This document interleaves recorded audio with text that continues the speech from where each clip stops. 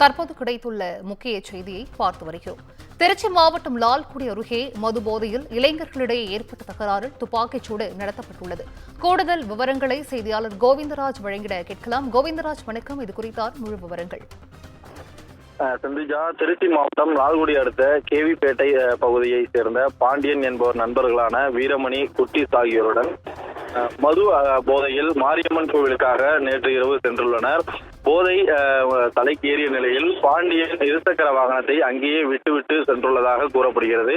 இதைத் தொடர்ந்து இருசக்கர வாகனத்தை காணவில்லை என வீரமணி வீட்டிற்கு சென்று தகாத வார்த்தையால் பேசியுள்ளார்.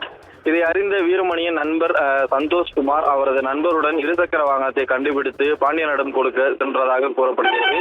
அப்போது பாண்டியன் சந்தோஷ்குமாரை தான் வைத்திருந்த ஏர்கன், அதாவது விலங்குகளை வேட்டையாடுவதற்காக பயன்படுத்தக்கூடிய துப்பாக்கியால் அவரை சுட்டுள்ளார். இதில் படுகாயமடைந்த சந்தோஷ்குமார் அருகே இருந்தவர்கள் மீட்டு லால்குடி அரசு மருத்துவமனைக்காக அனுப்பி வைத்துள்ளனர். அங்கு முதலுதவி அளிக்கப்பட்டு அதன் பின்னர் திருச்சி மகாத்மா காந்தி நினைவு அரசு மருத்துவமனைக்காக மேல் சிகிச்சைக்காக தற்போது அனுப்பி வைக்கப்பட்டிருக்கிறார். தொடர்ந்து அவர் உயிருக்கு ஆபத்தான நிலையில் மருத்துவமனையில் சந்தோஷ்குமார் சிகிச்சை பெற்று வருகிறார்.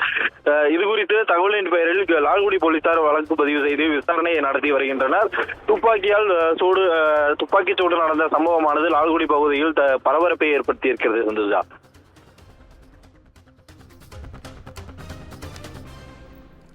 விவரங்களை வழங்கியமைக்கு நன்றி கோவிந்தராஜ்.